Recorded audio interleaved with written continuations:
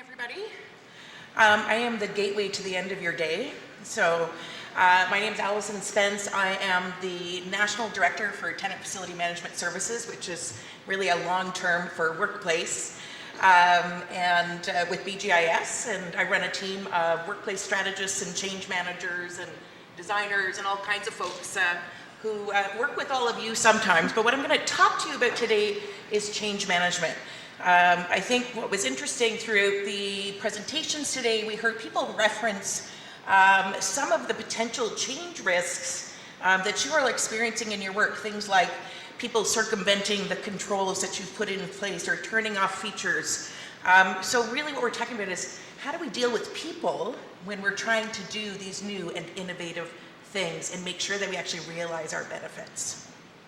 So we'll talk a little bit about what change management is. It is a term that is used quite liberally out there. It means different things to different people. We'll talk about why do we care about it, okay? And something called the realization mindset. So we have been delivering projects and construction and building improvements in a very typical fashion for many, many years. And so we want to start to think a little bit differently about what realization actually is. And then we're going to talk about how do we manage it and whose job is it to manage change, okay? So when we talk about change management, some people may think that this is a communication plan. We're going to send out some emails and tell people what we're doing. In essence, it's a little bit more complicated than that, okay? Change management is the process, the tools, the techniques that we use to manage the people side of change. In all aspects of what we do, there are people involved, okay? And human beings have some fairly ingrained instincts and behaviors that we hang on to. So how do we manage that people side of change and the risks associated to people and whether they're going to do the things we need them to do to get our benefits? Okay, so why do we care about this? You know, in my sphere of influence, which is workplace, a lot of times I have clients coming to me and saying, I need my team to innovate more. I need my team to communicate differently. And they want to do that through workplace. We have these really big goals, okay? Big aspirations of how we're going to be different to achieve these really important outcomes. But what it does require is that people will behave or do things differently. So as we try to innovate, implement new technology, thought leadership, is it just enough? Is it enough to just put it in place? Is it enough to install that sensor or that building automation system? Are we going to achieve our big outcomes and goals? So that 70% number is a statistic from McKinsey. It's been around for quite a bit of time. And the statistic is that 70% of organizational transformation initiatives fail because of a lack of change management or overall systemic change fatigue, okay? Human beings have what I call the change gas tank. So every day we all leave our homes, we know where we're going to work, or we're going to, an event or something, and little changes start to occur throughout the day. Maybe your bus is late. Maybe your meeting got moved across town. And we start to negotiate these changes, and it draws on our ability to manage change and handle change. And eventually, we experience what we call change fatigue, okay? We just have nothing left in us to actually deal with more unpredictable events or things that we have to negotiate, okay? So, 3 key reasons that we want to manage change. 1, we need to manage resistance. This is my favorite icon ever, by the way, okay? Resistance is pretty normal, right? Human beings are wired for pattern. We like things to be predictable, right? We want to know what to expect. So the onset of any change, we will see some resistance, but through change management, we can understand it, okay? And we can help to solve for it. We want to increase engagement and success. Early engagement in change is the #1 thing that you can do to ensure you get those benefits at the end of your project. And when we talk about engagement, it means actually engaging with people, right? And understanding what may be getting in their way of adopting a change. We need to support the adoption of new behaviors to achieve those outcomes. As I mentioned, often it's more than the system we're designing or the piece of equipment that we're putting in place, or in my case, the fact that I put in these two different kinds of meeting spaces. I need people to actually do different things or behave differently to achieve those outcomes that the client is asking for. So what's the risk of not managing change? Okay, you're going to see my two favorite cartoons today, so this is one of them, right? We have a gentleman who's offering up some round wheels, which would probably help these two out a lot, right? But it's easier to say, no thanks, we're too busy. I don't want to deal with this change, right? When we don't manage change, we lose opportunity and we erode our intended benefits, okay? Plain and simple. So let's talk about the realization mindset. So this is a piece we've adapted from Connor Partners. So I'm going to give you a really simplified example, okay? If the formerly, red building is now blue, is that installation or realization? What do we understand realization to mean? So it depends, okay? It really does. What outcomes did we promise? It's almost never the case, okay? But if all the benefits that were promised are achieved when the building is painted blue, then if the building's blue, we've achieved realization. If the intended outcome is to improve the efficiency of the building, to improve the building envelope, to reduce costs of operating, to reduce our carbon footprint, painting the building blue only achieves some of those things potentially. Maybe it's a really fancy paint that improves our building efficiency, okay? So too often we promise one outcome, but we plan for and deliver another, probably because it's used to what we're doing, right? That's what we're used to doing. So if having a blue building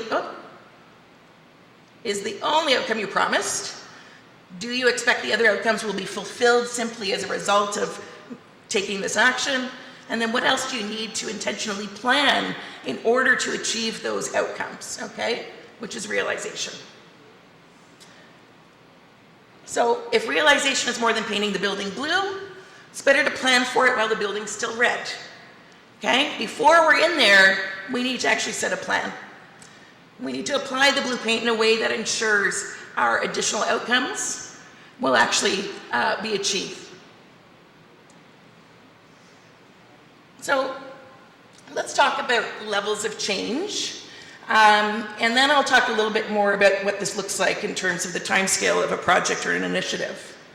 Every change is different, and there are certainly different complexities, different types of changes. So when we talk about a basic change, they're typically quite predictable.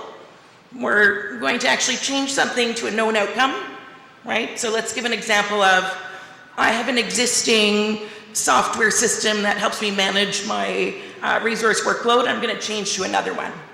I can understand the differences between the two things, develop a path, and understand what that outcome is going to look like. If the change is more of a shakeup, I may not know quite how to get there. The impact is greater, okay, and there are more potential change impacts. The complexity is also a little bit greater. We do know what the outcome is. We have a good aspiration of and vision of what that's going to be, okay, but it is more complex than a simple change. If we're talking about disruption, okay, which is some of the things that we are trying to do as professionals in the industry, is to really influence the way everybody does things to gain some of these really great benefits. That path to getting there will be much more convoluted, but regardless, we're going to follow the same process.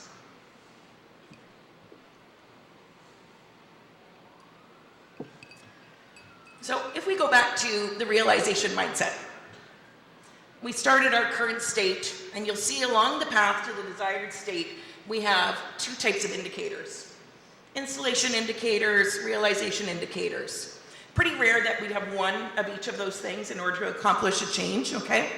So these happen throughout the life of the process. We start out with some activities, which may be designing, right? Design development, specification, problem solving. Then we move to installation. This is typically where in the industry we tend to walk away. Okay? We've completed the project, we hand it off, we made our big promises, and then we walk away. The truth is, or the reality is, all throughout this process, we have people who can actually impact the outcome of whether or not we realize the benefits that we've promised. And the greatest area of risk is actually after that implementation timeframe, because we're not there actually managing the change anymore. So we need to start to think sort of beyond our standard project timeframe and start to extend that so that we are actually looking at whether or not realization occurred.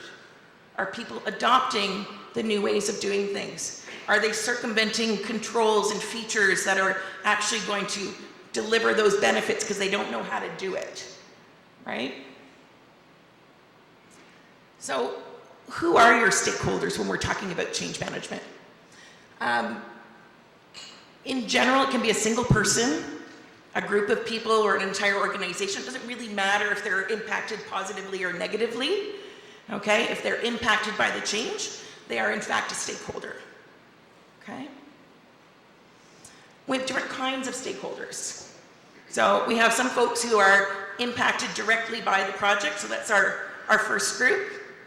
Indirectly impacted, so these people probably care about the success of the project, but they're not actually directly impacted. So an example of this may be, there's a partner company who's piloting something. I'm really interested in doing that too, but my buy-in of my leadership is actually dependent on the success of that pilot, okay? Partners, so those whose collaboration is needed in order to successfully deliver the project. We tend to fall into this category, those of us who are consultants, okay? Influencers, so those who can influence the success of the project. Sometimes we use the term sponsor, okay? So these are people with the decision-making authority, the ability to influence, the ability to provide direction and vision in order to get people on board. Interest holders, so stakeholders who have an interest. Often these are our CFOs, okay? Board of directors, the people who are investing dollars. They have a different perspective than some of our other stakeholders. And then legitimizers, those who can provide credibility and authorize the project, right? So it's not necessarily that big sponsor, but it's somebody within the organization who says, this is a really good idea, and here's why it's a good idea. And this is in support of our strategy and all of the things that we're trying to achieve. So how do we build that commitment, right? What can we do and what's our part to play? At the beginning of every change, all of our energy will naturally be focused on maintaining the status quo. That's human nature, okay? I will hang on to something that is so dysfunctional just to avoid change, right? That's our nature. It's part of our survival instinct, okay? So we need to displace that energy, okay, and start to focus our energy toward change. And we do that first with an advocate. We're often an advocate, okay? You've told me what all of your challenges are. Here's what I think the solution is. I'm advocating for the solution, right? To my initiating sponsor, so the person who's going to help me get this initiative going, okay? The influencer, the person who's going to help us get decision makers on board. Our primary sustaining sponsor, so that first person is going to help us sustain things when we get into place. Our local sustaining sponsors, so the boots on the ground who are going to help us actually make sure that those who are living in and operating that, whatever that building or that solution is, remain on track, okay? And then to our targets, and I'll talk about who those people are as well. Any of those folks that must change for realization to be achieved.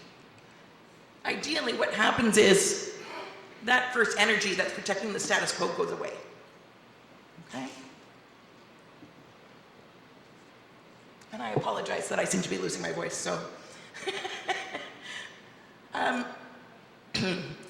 So how do we understand, and this is just a little piece, this is, some of you may have seen this before, and I seem to have automated slides that I weren't aware of, so I'm not aware of. How do we recognize change behaviors, or what's happening with the people that we're dealing with when we're trying to implement an initiative? So this is sort of what we call a common change curve. There's 4 sort of phases that we all tend to go through when we're faced with any change. First one's denial. You know, we'll see this a lot in workplace because we'll come and start to work with a group and they'll say, yeah, they keep saying they're going to change our workplace, but I'll believe it when I see it, right? Yeah. You know, come tell me when it's actually real, okay? And then things start to happen, and then we tend to move into resistance. Because there's activity happening and we start to go, oh, maybe this is actually happening. And then we move into expressions of anger, right? I don't want this, I didn't ask for this, you can't make me change, okay? This is totally unfair, right? Those types of emotions. And what we want to do is get people, right, over to exploration. So this is happening, maybe I need to start to think about how I can actually operate and be successful in this change. So we'll see them start to be a little more excited. They may start to have some ideas about how we could do things differently. Sometimes there's still confusion, but hopefully they're starting to look at experimentation. They have a greater awareness of what it is that we're trying to do. And then we want them ultimately to get to commitment, okay? So when we're commitment, we're focused, we're satisfied, we feel prepared to succeed, okay? We know what we need to do, right? And what can you do, right, when you're confronted with some of these change behaviors? So when we're in denial, we want to communicate. What, why, where, how, okay? Provide information. In the absence of information, human beings will fill in the blanks with the worst possible reality, right? If we say, I'm going to change this one thing, we internalize that as everything is going to change, okay? Resistance, be responsive, ask, clarify. What is it that you're really concerned about, okay? Acknowledge feelings, demonstrate empathy, okay? I can understand why you feel that way. Avoid judgment. This slide really is fighting me.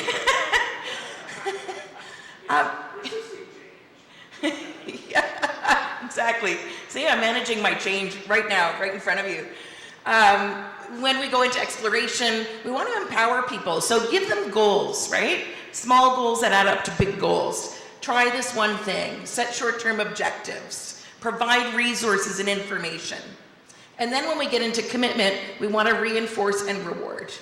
Okay, one of the most challenging things, often where we sort of drop the ball, is in that sustainment piece. So after we've delivered the project and we walk away, we will naturally try to gravitate towards old behaviors.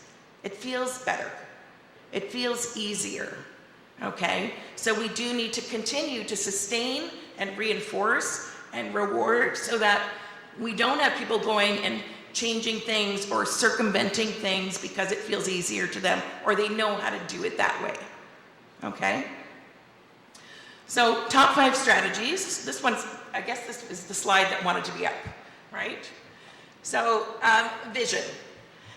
Clearly articulating a vision for the project that's aligned with the organization or the project's objectives, okay? Why are we doing this, right? Why is this important? Leadership, so demonstrating active leadership, visible leadership, right? Within the organization, within the project, okay? Engagement, engaging stakeholders in activities at all levels. Okay, one of the things that we often miss is we think very much at the front end of the solution or the problem we're trying to solve. We don't necessarily think all the way to the person who's going to operate that solution at the tail end of things, right? Change agents. So finding those people that you can empower to give information, to reinforce the behavior, to help you manage change, okay, throughout the project. And then experience. Giving people the opportunity to experience a change through prototypes or pilots, pathfinders, demonstration, okay? When we see something, we are more likely to believe it, okay? And experience is knowing, right? I know what's going to happen and what this looks like. So if we go back to that, what is change management? Okay, there are, here are the key sort of aspects of what we need to deal with. And here we go again. Some of you have probably heard the term ADKAR, okay? So awareness, pretty simple one, right? It's telling people what you're doing. Creating desire, which I'll talk about a little bit more in a moment. Providing knowledge, ability or training, and then reinforcement, okay? So in our strategy for change management, we need to address all of these things throughout the life cycle of the project. The pitfalls to creating desire.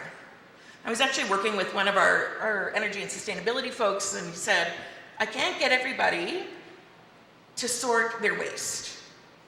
Why don't they want to do this? And his challenge was he assumed everybody cared about it as much as he did. The truth is, right, you will have people who don't care about this thing that you are so passionate about nearly as much as you do, right? So if we operate under the assumption that everybody is going to care about this as much as I do, we probably won't get the strategy that will capture everybody. Planning for the average and not the extreme end user, okay? If you're familiar with design thinking, if I plan for, in a workplace, the person who sits at their desk 95% of the time, and I plan for the person who's like me, who's on a plane pretty much every single week, okay, is in and out and around, I will probably capture the needs of everybody in between. If I plan for the average, I guarantee you I'll miss the people on either end, right? Not tailoring your activities and messaging for different stakeholders. Remember we talked about all those different stakeholders? The fact is they care about different things.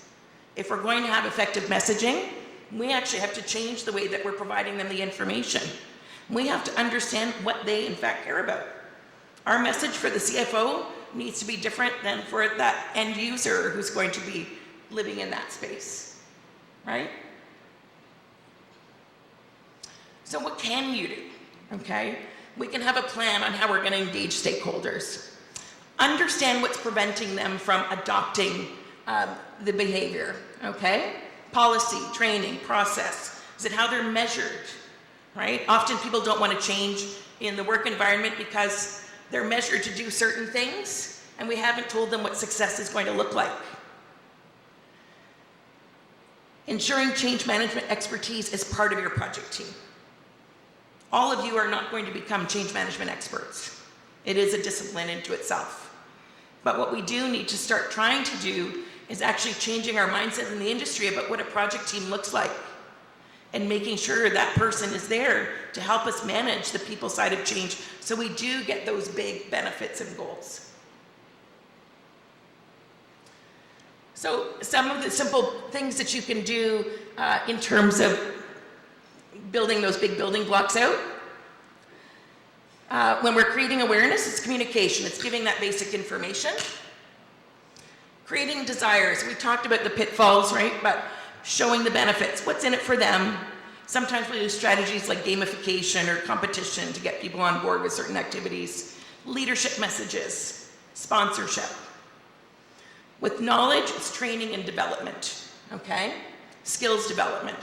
If we install this new BAS system and we have a maintenance team lead who's used to fixing that HVAC system with a hammer and a wrench, have we made sure that that person can manage that system at the tail end because we've given them the knowledge, the skills, and the ability to do so? And then reinforcement, that reward and recognition. This can be through reporting of results. It can be by reinforcing good behavior. It can be all kinds of things depending on the type of change that you're initiating. So whose job is it? I always hear, it's not our role, it's not my job. I can't, I'd be overstepping my bounds. That's an HR thing, right? I don't deal with people, okay? Oh, it's really moving on me. Okay, but the reality is, we are the ones making the big promises. We are the ones saying, we will get the energy savings, we will, you know, I will reduce your real estate footprint, I will do all of these things. So we are stakeholders in ensuring that people adopt these changes. This is my other favorite comic, right? Who wants change? Everybody wants change. We all want things to be better. Who wants to change? A little less enthusiasm, and nobody ever wants to lead the change, except me, right? So change management's critical. Project management's not enough to ensure success, okay? Project management is about delivering our projects on time, on budget. It focuses on the structural and tactical change, okay? Change management addresses that people side, like we said, all throughout that process, right? From those first development activities to implementation to realization, people are involved in our process and influence our process, right? It can be something as little as that electrical contractor switching out a component because they don't realize the interdependencies of things because this is the one they've always used, right?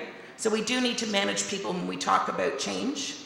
And there is documented correlation between projects that meet or exceed their objectives because of implementing a change management program. And I will stop there and open up for questions. Yes? Earlier in the pitfalls of change, you mentioned, I believe, the pitfall was planning for the average, not planning for the extremes, which is counter to even like a lean process of you solve for the 80th percentile. What are your thoughts on the why of that? I mean, why is that a problem? Because extreme seems like you would have a lot of processes to have to understand. Well, and we're talking about people, right? So would we design a building system that way? Probably not. Okay, but when we're talking about people and behavior and trying to get them to do things a little bit differently, right? If I actually only plan for the average, one, I'm working under a lot of assumptions about either what people care about, what's getting in their way, and I don't really understand the true complexity. If I plan for the extremes, I actually can guarantee that I will capture a broader audience, a bigger audience, than if I don't, I am going to leave people behind. And then you will have those people who won't be successful. Either we didn't give them the knowledge, the information, the skills to be successful in this new environment or in this new situation because we actually didn't consider them in our process. Welcome. Any other questions?